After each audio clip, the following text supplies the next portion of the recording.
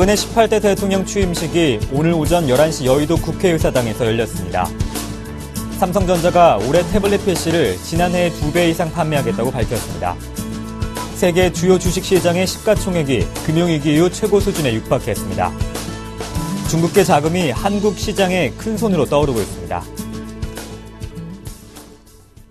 시청자 여러분 안녕하십니까? 센 경제 현장의 황동석입니다. 오늘 코스피 지수는 기관의 매도세에 하락했습니다. 자세한 마감 상황을 송주희 기자 연결해서 알아보겠습니다.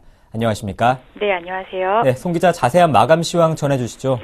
네, 오늘 코스피 지수는 전거래일보다 9.37포인트 하락한 2009.52포인트의 장을 마감했습니다. 미국 연방정부의 예산 자동 삭감, 즉 시퀘스터 발동이 이번 주로 다가오면서 투자 심리가 극도로 위축됐습니다. 미국 월가에서도 시퀘스터가 현실화될지를 두고 의견이 분분하면서 투자 관망세가 커졌습니다. 오늘 거래 대금은 3조 원을 겨우 넘어서는데 그쳤습니다. 외국인과 개인이 각각 321억 원, 750억 원어치를 순매수했지만 기관이 971억 원어치를 순매도하며 지수를 끌어내렸습니다. 업종별로는 은행과 섬유의복, 통신업, 비금속 광물 등이 올랐습니다. 하지만 전기가스업과 의료정밀, 운송장비 등은 내렸습니다. 시가총액 상위 종목 가운데는 KB금융과 SK텔레콤 등이 올랐지만 현대차와 포스코, 현대모비스, 기아차 등은 하락했습니다. CJCGV가 한국영화의 흥행 행진에 힘입어 5.88%나 올랐고 롯데삼강이 종합식품기업으로 성장성이 부각된다는 평가에 2.65% 올랐습니다. 반면 금호전기가 지난해 적자 전환으로 5.34% 떨어졌습니다.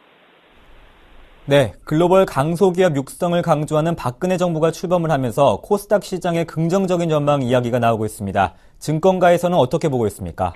네, 오늘 코스닥 지수는 장 초반 531.4포인트까지 오르는 모습을 보이다가 장 후반 상승세가 줄어들며 528.14포인트의 거래를 마쳤습니다. 코스닥 지수가 장중 530선을 넘어선 것은 지난해 10월 16일 이후 넉 달 만입니다. 특히 외국인은 이달 들어 코스닥 시장에서 2,800억 원어치 이상 순매수하며 지수를 끌어올렸습니다. 지난달 순매수 규모의 10배가 넘는 수준입니다. 기관도 이달 들어 995억 원어치를 사들이는 등 외국인과 기관을 중심으로 순매수세가 이어지고 있어 코스닥 지수가 박스권 상단인 540포인트 선을 돌파할 것이라는 기대감도 커지고 있습니다. 새 정부가 내세운 강소기업 육성 정책에 대한 기대감이 커지면서 코스닥 지수가 강한 흐름을 보이고 있는 건데요. 전문가들은 정부 출범과 구체적인 지원 정책 등이 언급되면 장기적으로 지수가 박스권을 돌파하는 흐름을 보일 것으로 보고 있습니다. 강세가 기대되는 업종은 특히 새 정부가 가이드라인으로 정해놓은 정보통신기술 부문과 헬스케어, 문화 콘텐츠 분야입니다. 새 정부가 중소기업들이 글로벌 시장에서 입지를 다질 수 있게 정책적 노력을 기울일 예정이라 글로벌 시장에서 이미 입지가 두터운 기업들도 주목해야 한다는 게 전문가들의 진단입니다. 네, 금융투자업계의 불황이 이어지면서 수익을 버리고 고객 유치에 나서는 증권사들이 늘고 있다고 합니다. 따라서 기준금리를 웃도는 상품 판매와 또 수수료 인하로 오히려 역마진 우려가 확산되고 있지 않습니까? 네, 그렇습니다.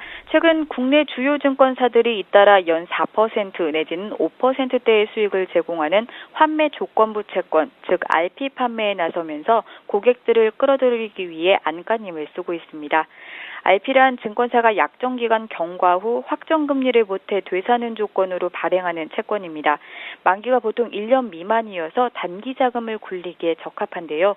현대증권은 지난 13일 연 4% 수익을 제공하는 200억 원 규모의 RP 특판에 나선 데 이어 최근 800억 원 한도를 추가 설정해 판매하고 있습니다.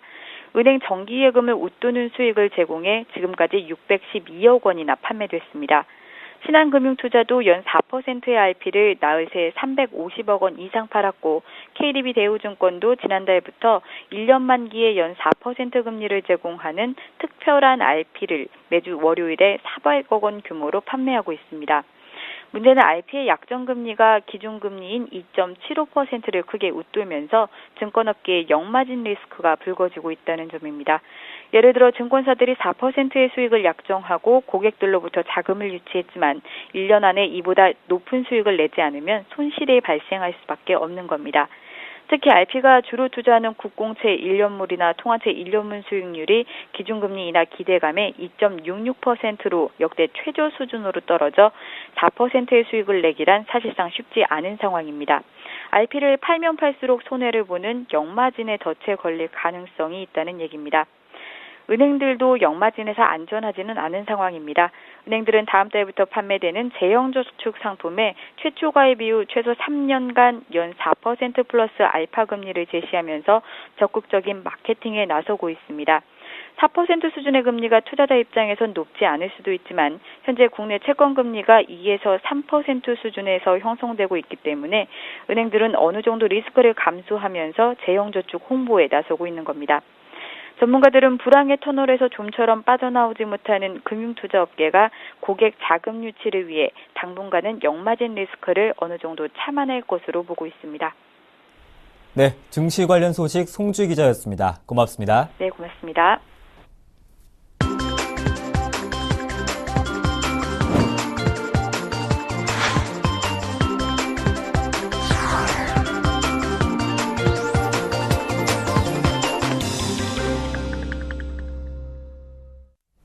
오늘의 주요 뉴스입니다.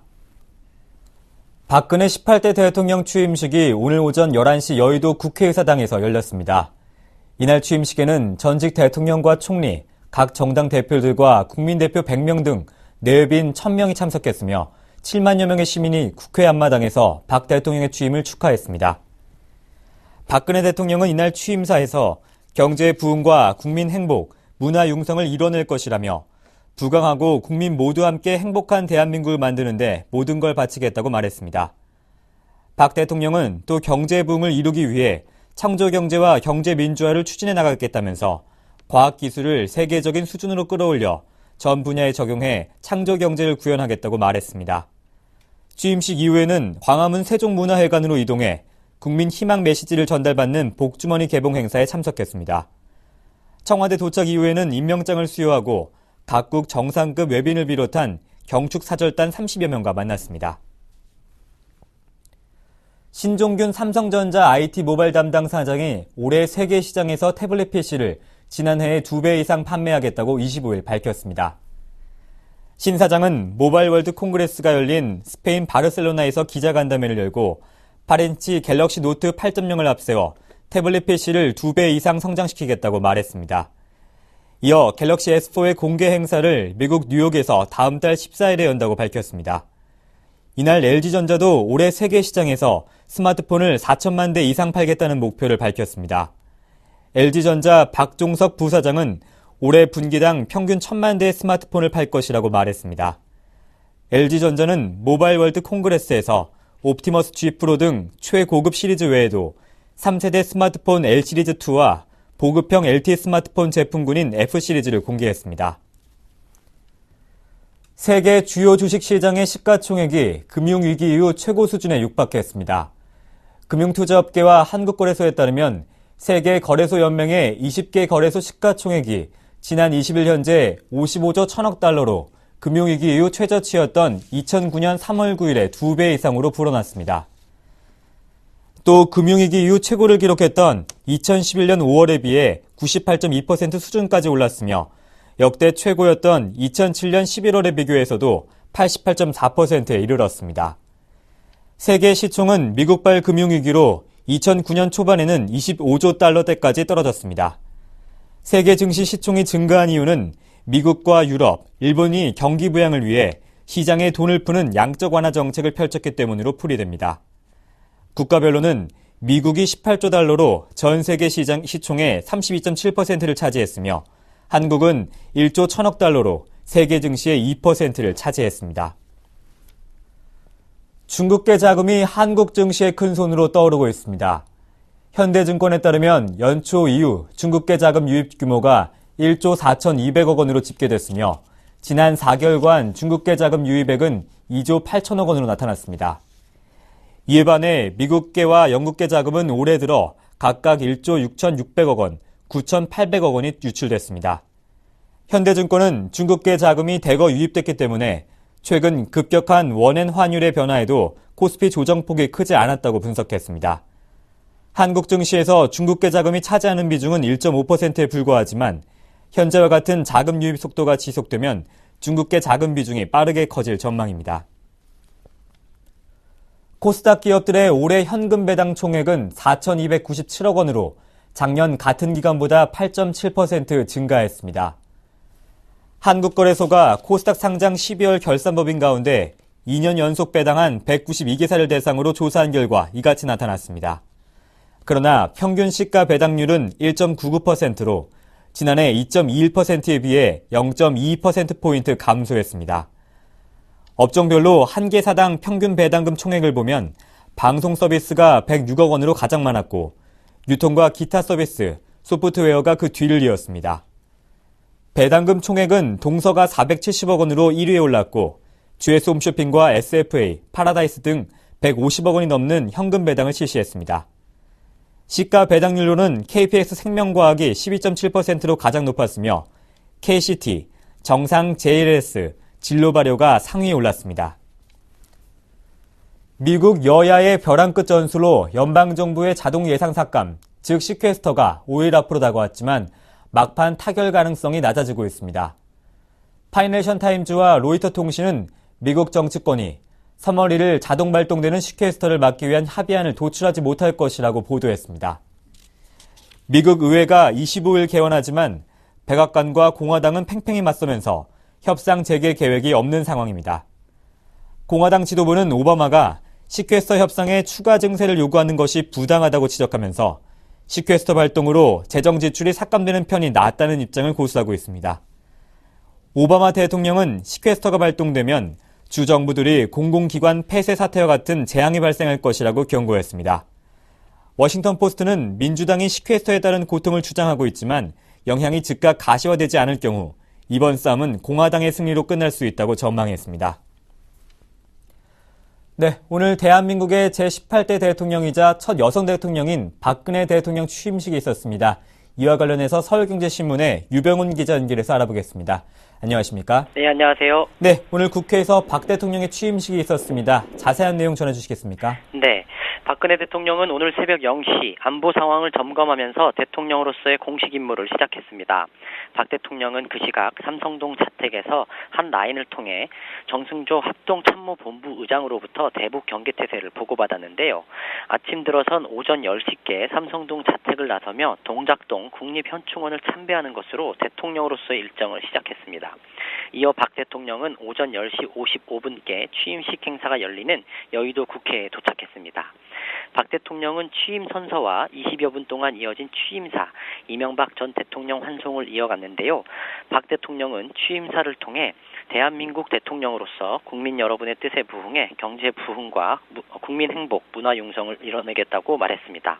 약 1시간 정도 취임식 행사에 참석한 박 대통령은 오후 12시 15분께 한복으로 옷을 갈아입고 광화문 광장에서 희망이 열리는 나무 제막식에 참석했습니다. 광화문 광장을 빠져나온 박 대통령은 다시 차량을 타고 오후 1시 10분께 청와대 앞에 도착했는데요. 3분여간 시민들과 인사를 나눈 뒤 청와대에 들어가서도 박 대통령은 임명장 수여와 외빈 접견 등의 일정을 수행했습니다.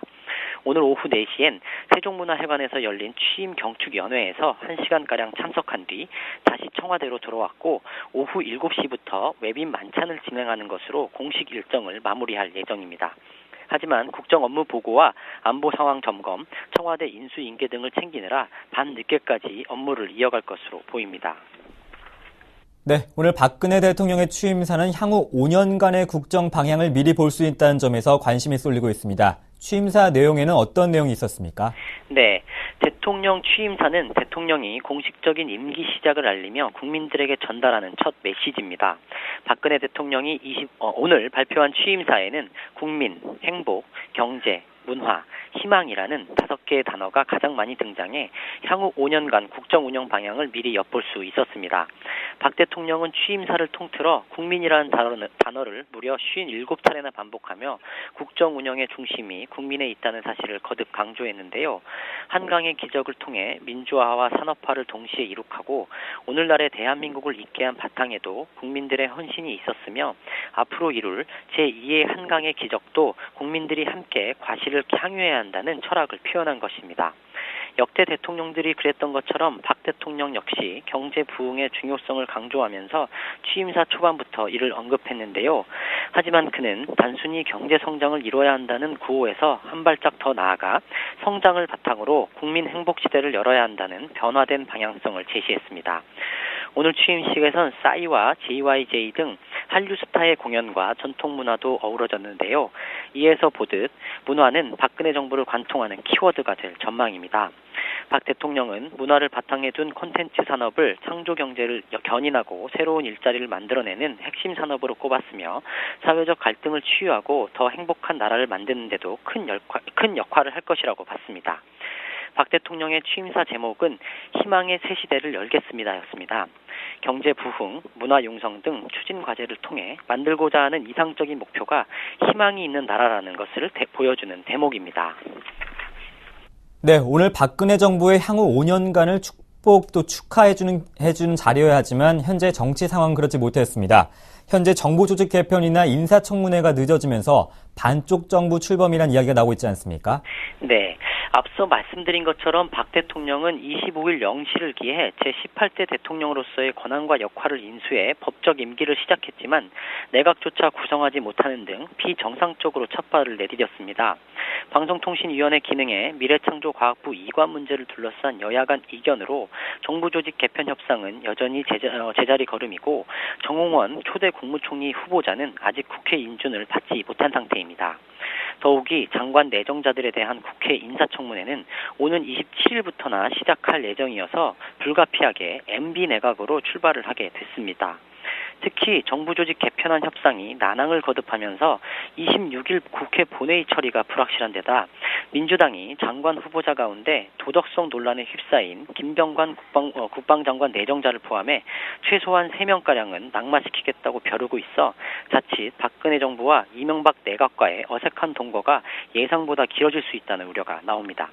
더욱이 현오석 경제부총리와 김종훈 미래부 등 일부 부처 내정자의 경우 아직 청문회 일정조차 잡히지 않은 데다 일정이 잡힌 일부 청문회조차 파행으로 치달을 공산이 커 국회 인사청문회법이 규정하고 있는 인사청문 요청 후 최대 30일 동안 강요가 임명되지 않는 최악의 시나리오도 배제할 수 없는 상황입니다. 장관의 임명 지연은 국무회의 구성의 표류를 의미하는데요.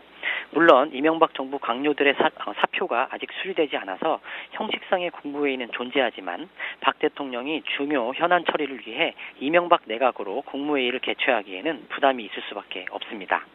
새로 개편된 청와대 비서실 직제안도 국무회의 의결 상황이기 때문에 박근혜 정부 청와대의 새로운 직책 내정자들은 당분간 자신들의 공식 타이틀을 갖지 못한 채 기존 직제에 따라 임명돼 일할 수밖에 없을 것으로 보입니다.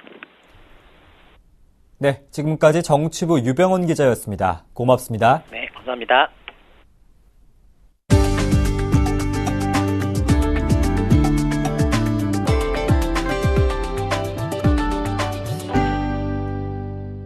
일본의 다케시마의 날 행사 개최에 반발해 국내 자영업자들이 일본 제품 불매운동에 나섭니다. 회원 약 600만 명을 거느린 골목상권 살리기 소비자연맹은 3월 1일부터 일본 제품을 일절 취급하지 않기로 했습니다. 불매 대상은 마일드세븐, 아사히 맥주, 니콘, 유니클로, 토요타, 렉서스, 소니, 혼다 등입니다. 자영업자 단체는 이번 주부터 모든 영업장에 일본 제품은 사지도 팔지도 말자는 불매운동 스티커를 부착하고 고객의 참여도 독려하기로 했습니다. 국내 완성차 업계가 다음 달 5일부터 17일 스위스에서 열릴 2013 제네바 모터쇼에서 다양한 신차를 선보이며 유럽 시장 공략에 나섭니다. 현대차는 iX35 상품성 개선 모델을 공개하고 기아차는 시드 GT 5도어와 3도어 모델을 내놓습니다. 유럽 시장의 침체가 올해도 이어질 것으로 전망됨에 따라 현대차는 올해 유럽 판매를 작년보다 6.5% 감소한 41만 5천 대, 기아차는 1% 증가한 33만 5천 대로 계획하고 있습니다. 한편 쌍용차는 프리미엄 중형 SUV 콘셉트카인 SIV1을 제네바에서 처음 공개합니다. 한국 GM 주도로 개발된 소형 SUV 트랙스도 이번 모터쇼에서 전시되며 르노 삼성은 하반기 국내에 시판할 소형 SUV 캡처를 제네바에서 선보입니다. 세계 최대 천연가스 바이어인 한국가스공사에 러시아 정부와 에너지 기업의 러브콜이 잇따르고 있습니다. 러시아 국영석유 회사인 로스네프트사의 고위 관계자들은 최근 가스공사를 방문해 북극해 자원개발과 사할린 액화터미널 등 사업 전반에 걸친 설명회를 갖고 참여 의사를 타진했습니다. 또한 오는 27일에는 러시아 민영가스 회사인 노바텍의 CEO가 한국가스공사를 방문해 지분 참여와 LNG 도입을 권유할 것으로 알려졌습니다. 여성 직원 불모지였던 정유업계에 여풍이 거셉니다. 올해 SK이노베이션의 대졸 신입사원 공채 결과 최종 합격자 100여 명 중 35%가 여성으로 집계됐습니다. 여성 합격률은 2011년 22%, 작년 24%에 비해 크게 증가했습니다. GS칼텍스도 2008년 7%에 불과했던 여성 신입사원 비율이 작년에는 20%까지 뛰었습니다. 여성 사원들이 많아지면서 육아 관련 시설, 육아휴직 등의 복지도 늘어나고 딱딱하고 가부장적이던 사내 분위기도 부드럽게 변하고 있습니다. 2월 25일 센 경제 현장이었습니다. 시청해주신 여러분 고맙습니다.